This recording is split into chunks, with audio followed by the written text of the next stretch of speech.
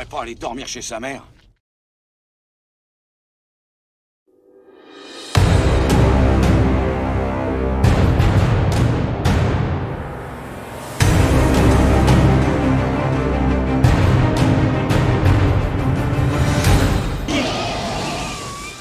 L'idée d'une sorte des Dents de la Mer terrestre a été conçue au début des années 1980 par les scénaristes Steven S. Wilson et Brent Maddock. Les deux scénaristes se sont retrouvés à escalader une pierre géante dans le désert et se sont demandé ce qui se serait passé si quelque chose ne leur avait pas permis de quitter ce rocher. Après que leur scénario pour Short Circuit ait engendré un succès majeur au box-office, Wilson et Maddock ont rapidement commencé à travailler autour de leur idée pour Tremor. Le nom du script, Land Shark, a été changé en raison d'un sketch du Saturday Night Live alors populaire mettant en vedette un personnage du même nom. Le scénario original, intitulé Bin of Perfection, a été terminé en juin 1988. Universal a pris un risque avec Tremor car ils ont accepté de laisser Maddock et Wilson faire venir leur ami d'université pour passer derrière la caméra. Ron Underwood n'avait jamais réalisé de film pour le cinéma auparavant. La productrice Galen Hurt, productrice de Aliens et de Abyss et compagne de James Cameron, décide également de soutenir le projet. Kevin Bacon, qui a connu une belle reconnaissance dans Footloose et qui s'est fait remarquer dans La vie en plus de John Hughes, partage l'affiche avec Fred Ward vu dans L'évadé d'Alcatraz, Sans retour ou L'étoffe of the Hero, entre autres. Tremor sort en 1990.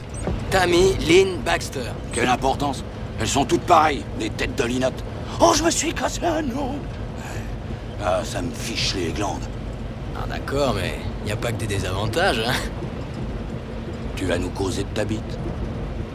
Val et Earl, des bricoleurs sans méfiance, traversent une ville endormie et poussiéreuse appelée Perfection. Aidés par une sismologue, ils finissent par être plus utiles qu'ils ne le pensaient alors qu'ils aident à sauver les habitants d'un fléau de vers souterrains géants qui ne cesse d'apparaître et de tuer la population.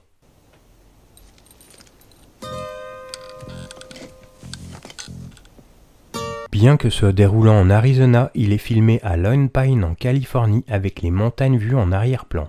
Tremor frappe ses marques tout en conservant une esthétique unique tout à fait propre et ne franchit jamais tout à fait la ligne du ridicule. À bien des égards, Tremor joue comme une vieille série B des années 1950, tels Les monstres attaquent la ville ou Il est venu de l'espace extra-atmosphérique. Les Américains dans les films de science-fiction se sont toujours méfiés du désert. Du moins depuis les tests de bombes atomiques dans les années 50, ont suscité génération après génération des fourmis géantes, des dinosaures ressuscités, d'énormes araignées, d'extraterrestres ou de monstres géants et mutants. Le film suit un groupe de citoyens excentriques, à savoir des cow-boys réparateurs, des survivalistes et une sismologue, chacun avec ses propres particularités divertissantes et les oblige à travailler ensemble pour leur propre survie. Il se déroule dans un environnement désertique austère où les personnages sont isolés de l'autorité et du sauvetage. Dans ce cas, le hameau au nom ironique de Perfection dans le Nevada. Cette série B impécunieuse s'inspire à la fois de Dune de David Lynch et de The Blob de Chuck Russell. Deux autres films qui ont toisé le haut des étendards en leur temps. En outre, Tremor ne partage presque aucune accointance avec le métrage de David Lynch si ce n'est Les créatures de Tremor. Affectueusement appelés les graboïdes, ressemblant à s'y méprendre aux monstres gargantuesques et gélatineux de Dune. Par leur caractère mouvant, les graboïdes font directement référence à la créature de The Blob, un autre extraterrestre polymorphe qui a suscité les cris d'effroi dans les salles. À l'instar du film de Chuck Russell, la menace surgit aussi du vide, d'un néant béant et indicible, et en particulier des coursives souterraines. Mais le film s'inspire également des leçons des films populaires des années 1980, en particulier des films de Steven Spielberg dans la façon dont il élabore ses scènes d'action. En singeant la formule des Dents de la Mer, Tremor n'est jamais aussi astucieux que le classique de Steven Spielberg, mais il parvient à créer du suspense de la même manière. En gardant largement les monstres cachés du public, en permettant au sol mouvant et aux extrémités ressemblant à des serpents de faire allusion à une horreur plus profonde. Durant la première demi-heure, le réalisateur garde volontairement le mystère sur les créatures polymorphiques. Underwood garde sa caméra en mouvement la plupart du temps, créant un ton frénétique. Le spectateur et les personnages découvrent les choses au même rythme et Underwood le facilite bien.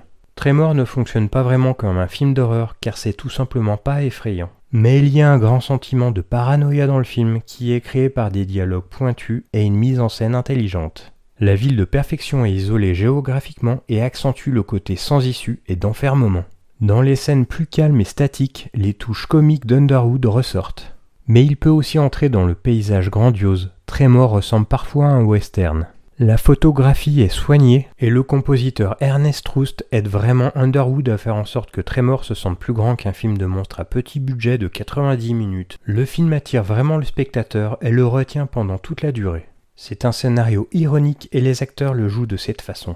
Mais il y a de la tension dans les scènes d'action et bien que les personnages soient largement dessinés, ils sont suffisamment sympathiques pour que nous voulions qu'ils réussissent. Pour une fois, les monstres ne chippent pas la vedette au casting humain.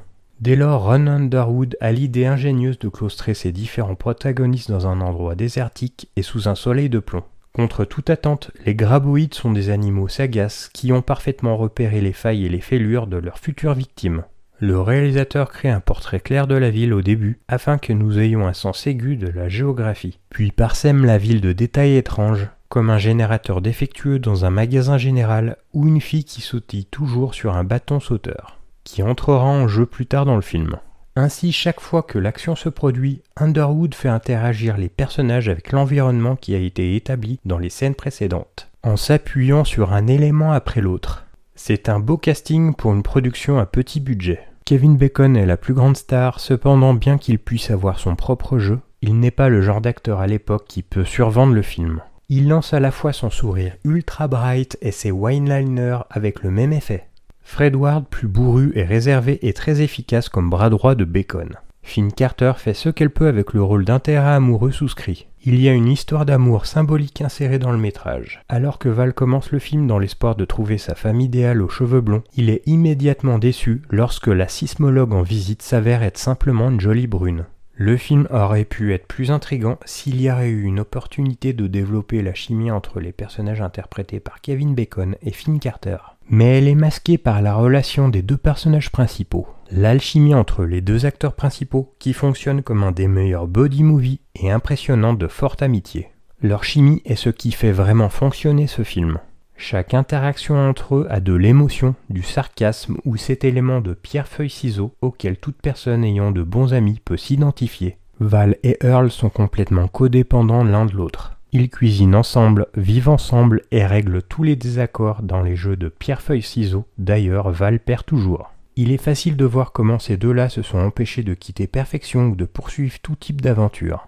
Si l'un n'était pas là, l'autre serait parti depuis longtemps. Ils semblent se chamailler constamment uniquement parce qu'ils se seraient appropriés de montrer leur confiance l'un envers l'autre d'une autre manière. Bien que Val et Earl avec l'ajout ultérieur de Rhonda soient les personnages principaux, Tremor met en vedette toute la population de Perfection. Il y a notamment le propriétaire du magasin Chang, Victor Wong, vu dans des Carpenters, les survivalistes Burt et Ever armés jusqu'aux dents, Burt étant interprété par Michael Gross qui est sorti de la série Sacrée Famille pour jouer dans le film, le jeune inconscient Melvin et la jeune Mindy interprétée par Ariana Richards qui sera pourchassée dans Jurassic Park 3 ans plus tard. Chaque personnage obtient juste assez de caractérisation pour être investi dans sa survie. La bourgade de Perfection a une véritable sensation de vie, ce qui rend triste la destruction de la ville, d'autant plus facile de se sentir investi. Le premier acte satisfait tous ceux qui veulent une horreur à part entière lors de la présentation des monstres. De la peur psychologique de mourir de soif, au choc viscéral de tête coupée à moitié enfouie dans la terre. Ce qui surprend, c'est la façon dont la seconde moitié du film se transforme complètement en histoire de survie. Car il y a moins de morts parmi les survivants, car leur ingéniosité et leur instinct les maintiennent en vie. La sismologue Rhonda est le seul personnage qui expose le fonctionnement des graboïdes. Mais même son intelligence est inutile quand elle devient aussi piégée que les autres. L'arsenal excessif des Gummers est tout aussi inefficace. Alors qu'un Burt résigné déplore la préparation de chaque scénario de la fin du monde à l'exception des attaques de monstres tout-terrain, les deux personnages principaux sont de purs rednecks qui jurent et qui lancent des répliques répétées et qui ne sont pas les plus malins. Mais leur sens du courage les montre très efficaces pour sortir la petite équipe de situations périlleuses. Les gens se souviennent affectueusement de Tremor, car bien que le film ait suffisamment de moments de tension, il donne également aux téléspectateurs l'occasion de se détendre. Les personnages sont tous sympathiques, il n'y a pas de traîtres, de lutte de pouvoir ou de méchants parmi les survivants. Les humains ne font pas de bêtises au nom de la cupidité, la survie est leur seul objectif. Tremor n'avait pas un budget important, ce qui signifiait que les fonds disponibles pour les effets spéciaux étaient limités. Cependant, compte tenu des restrictions, les cinéastes ont fait un travail solide pour rendre les graboïdes véritablement menaçants. un élément qui empêche le film de paraître aussi daté que même ses propres suites. Là où les futurs épisodes remplacent les marionnettes de l'original par des créatures et des effets CGI, les peurs de Tremors sont résolument fabriquées à la main, de la sensation tangible des vers eux-mêmes à leurs mouvements souterrains, dépeint non pas des paysages CGI bouillonnants, mais des planches ondulantes sur un Porsche. Bien que Tremors n'ait pas été un grand succès à sa sortie en salle, le film est devenu un succès retentissant sur le marché de la vidéo à domicile, et a finalement triplé son budget original au box-office avec les ventes et les locations de VHS. La nouvelle popularité du film a donné lieu à plusieurs suites directes en vidéo et à une série télévisée de courte durée qui a duré 13 épisodes au cours de la saison en 2003. Fred Ward reprendra son rôle dans le deuxième opus. Et mis à part Michael Gross qui a apparu dans tous les films Tremors et la série télévisée, il n'y avait pas beaucoup de continuité, et le réalisateur Ron Underwood, dont la carrière s'est effondrée après quelques succès au début des années 90, dont La vie, l'amour, les vaches, et n'a été impliqué que dans le premier opus. On l'a eu. Pas dans le cul. Hey, salut! Quoi de neuf?